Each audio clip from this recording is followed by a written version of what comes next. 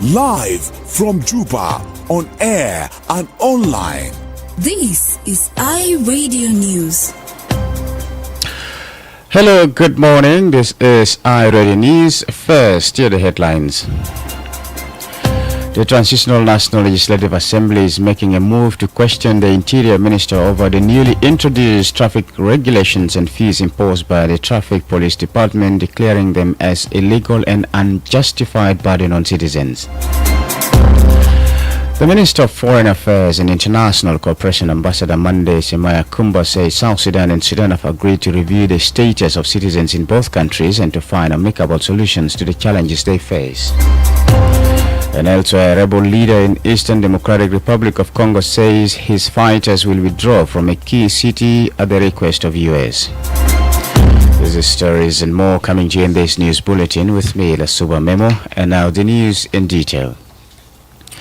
The Transitional National Legislative Assembly is making a move to question the Interior Minister over the newly introduced traffic regulations and fees imposed by the Traffic Police Department, declaring them as illegal and unjustified burden on the citizens.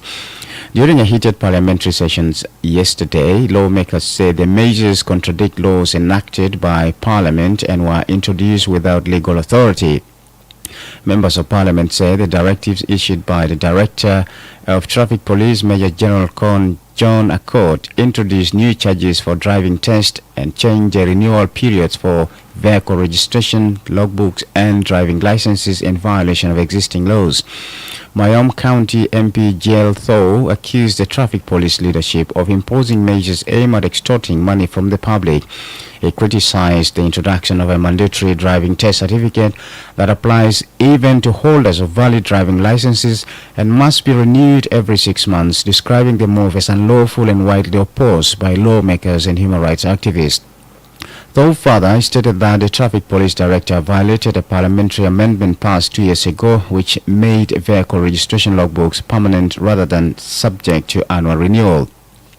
Meanwhile, the chairperson of Parliamentary Committee on Security and Public Order, Samuel Pochauri Loti, said the traffic police continue to operate under outdated New Sudan regulations signed during the era of late national leader Dr. John Garang, despite adoption of new traffic laws. Loti accused the Traffic Police Director of openly defying the law, stating that the inclusion of insurance details in traffic records effectively reintroduces annual renewal requirements. He added that the Minister of Interior has failed to respond to parliamentary request for clarification and revealed that the traffic police are still operating under legislation enacted in 2003. Speaking during the session, the Speaker of the Transitional National Legislative Assembly, Jemanu Kumba, said the traffic regulations currently being enforced do not reflect decisions made by the Parliament. She described the situation as a heavy burden on citizens, saying that new rules appear to be introduced on a daily basis without a clear legal foundation. Nunukumba emphasized that Parliament is responsible for approving revenue sources each year and determining what the traffic police are authorized to collect. She reiterated that Parliament approved a policy ending the annual renewal of vehicle registration logbooks, stating that they should be issued once and remain valid until ownership of the vehicle changes, warning that any deviation from this policy is unlawful. On driving licenses, he confirmed that Parliament approved a 5-year renewal period.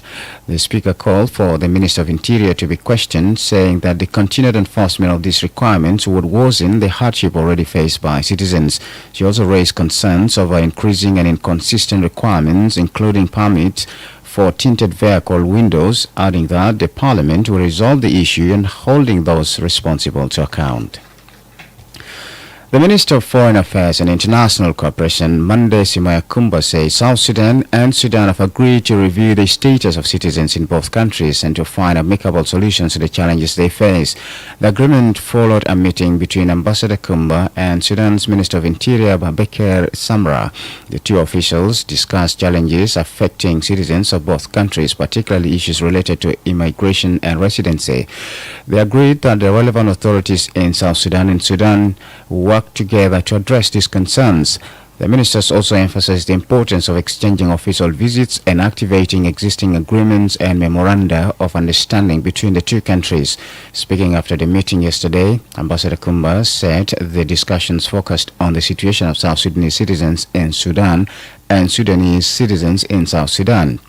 He said, and I quote, "We have exchanged views with His Excellency, the Minister of Interior, on a number of issues, with the main focus on the status and situation of the citizens of the Republic of South Sudan in the Republic of Sudan and the citizens of the Republic of Sudan in the Republic of South Sudan."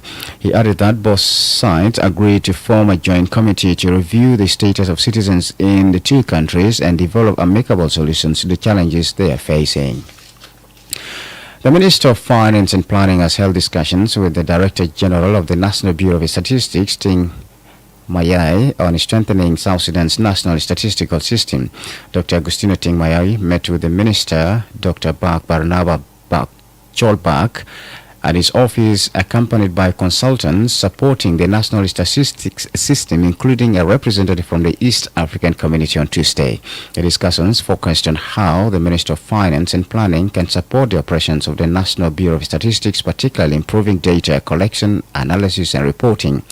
Officials at the meeting underscored the importance of a strong and reliable statistical system for sustainable development, effective planning, and improved service delivery in South Sudan. Speaking after the meeting, Dr. Ting Mayai said the delegation briefed the minister on ongoing activities at the Bureau. He added that the minister expressed commitment to supporting the National Bureau of Statistics through technical assistance and the provision of resources to facilitate effective implementation of its programs. The support, if realized, is expected to strengthen evidence-based decision-making and policy formulation across government institutions. This is iRadio Morning News, and now to the international scene.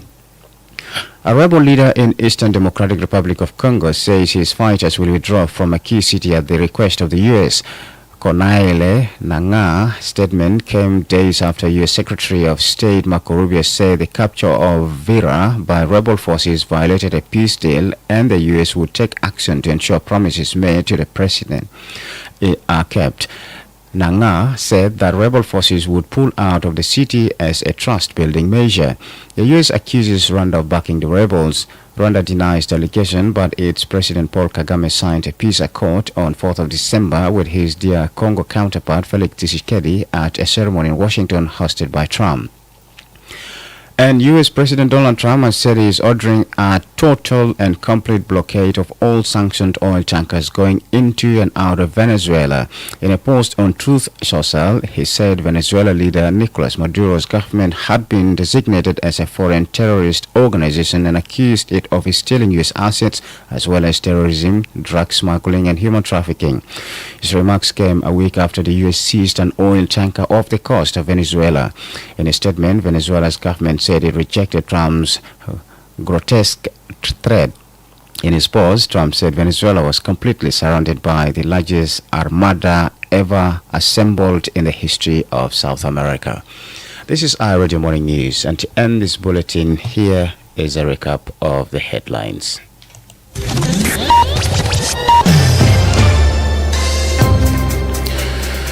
The Transitional National Legislative Assembly is making a move to question the Interior Minister over the newly introduced traffic regulations and fees imposed by the Traffic Police Department, declaring them as illegal and unjustified burden on the citizens.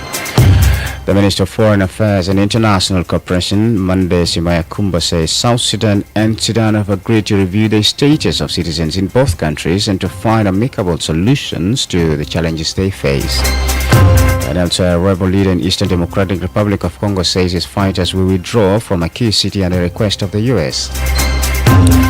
That's the end of iRadio Morning News. If there is a story or an event you would like iRadio to cover or report about, please send us a text message at +2 925 287 870. It's also a WhatsApp number. Follow us on X at iRadio Juba, like our Facebook page iRadio, subscribe to our YouTube channel at iRadio South Sudan. You can also visit our website and listen to us online at www.iradio.org. Stay tuned for news in Arabic at 8 o'clock. I'm Lasuba Memo. Thank you for listening.